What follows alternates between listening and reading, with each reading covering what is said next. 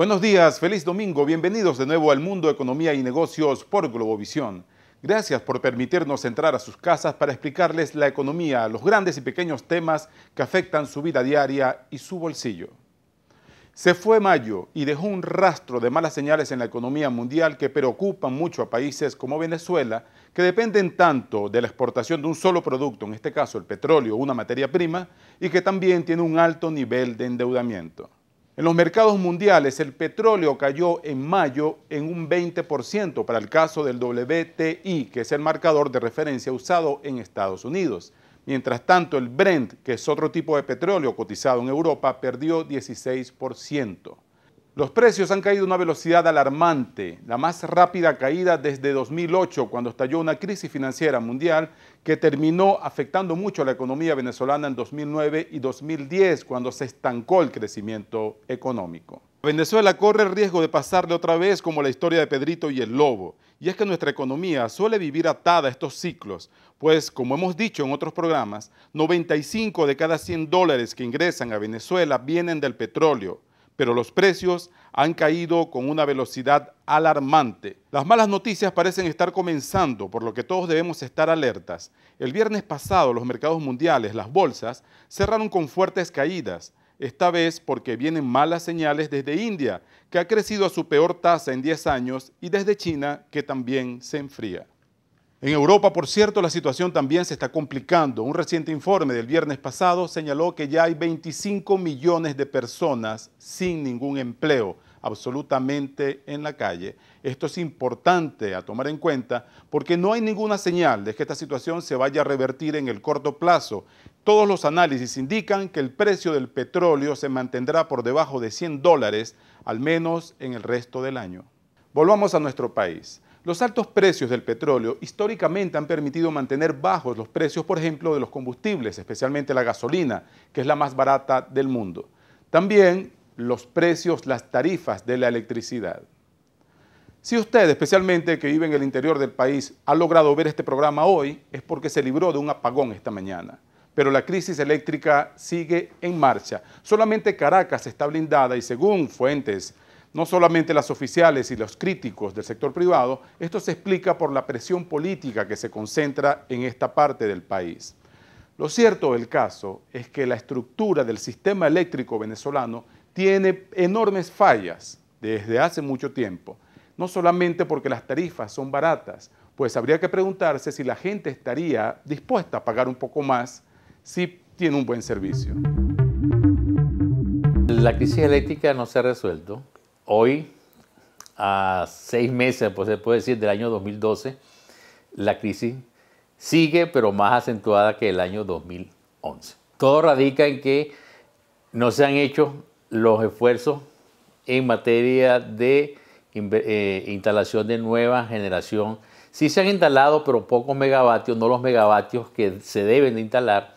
Y adicionalmente a eso, el neto de la generación ha sido más bien negativa porque así como entra nueva generación, salen unidades para mantenimiento o unidades que ya están obsoletas. Se dice que la demanda en 2012 debe ser de 18.250 megavatios. La demanda que debe tener el país. Sin embargo, la máxima demanda ocurrió el mes pasado, 17.000 y tantos megavatios. O sea, al final, el 17.000 contra 18.000 tenemos 1.200 megavatios de déficit de generación. Por eso es la ruleta del racionamiento, aunque el ministro dice que no hay racionamiento, sino lo que hay es que están equilibrando el sistema. Bueno, eso es una manera distinta de llamar racionamiento, así como llaman ellos que no son presos, sino privados de libertad. Entonces, le cambian el nombre, pero al final el resultado es el mismo. La población no tiene la electricidad que debe tener. Las líneas de acción de electricidad tienen que ir en las tres fases de la electricidad, que son la generación, la transmisión y la distribución. Yo no hago nada con tener buena generación si no tengo líneas de transmisión y no tengo líneas de distribución o redes de distribución.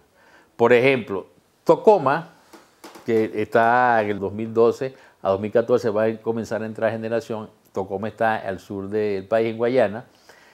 no tendría o no tiene hoy en día una línea de transmisión para sacar esos volúmenes de electricidad hacia el centro del país. Se habla de una línea que partiría de Guayana hacia los Andes. Se habla, más no se está haciendo.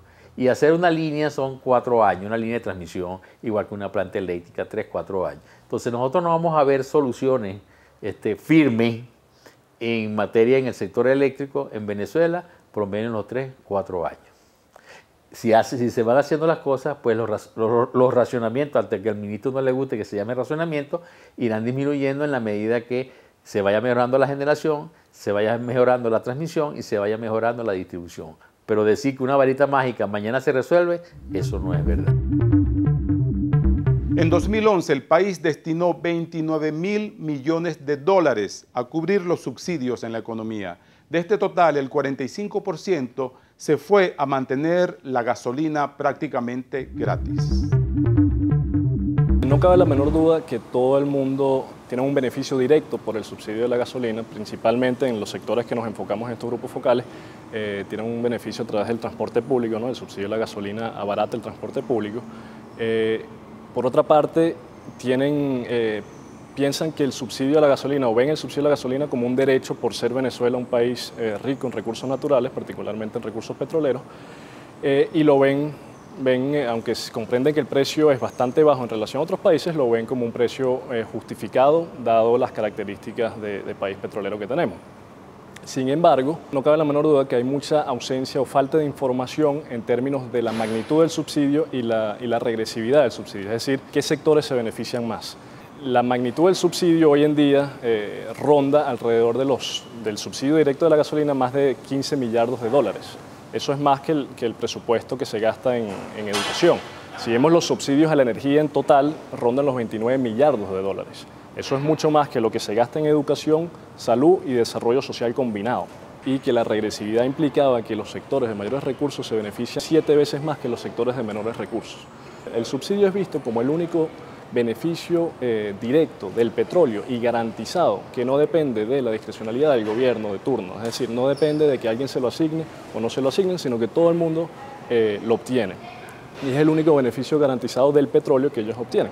Entonces, reducirlo o eliminar el subsidio implicaría eliminar ese único beneficio garantizado que se obtiene del petróleo. Ninguna política de reducción de los subsidios puede ir sin una compensación, sobre todo a los sectores más vulnerables.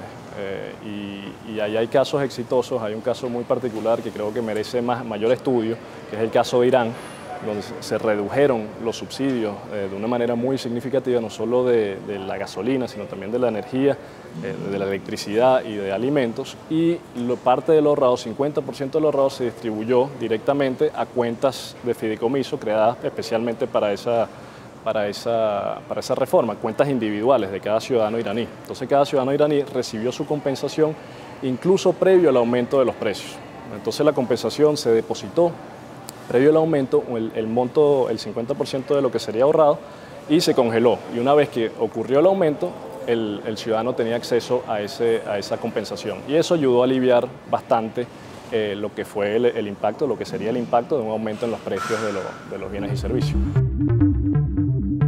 El gobierno ha prometido invertir con mucha fuerza en los próximos meses para aumentar la generación de electricidad. Pero según los expertos, también hace falta más inversión en distribución y transmisión.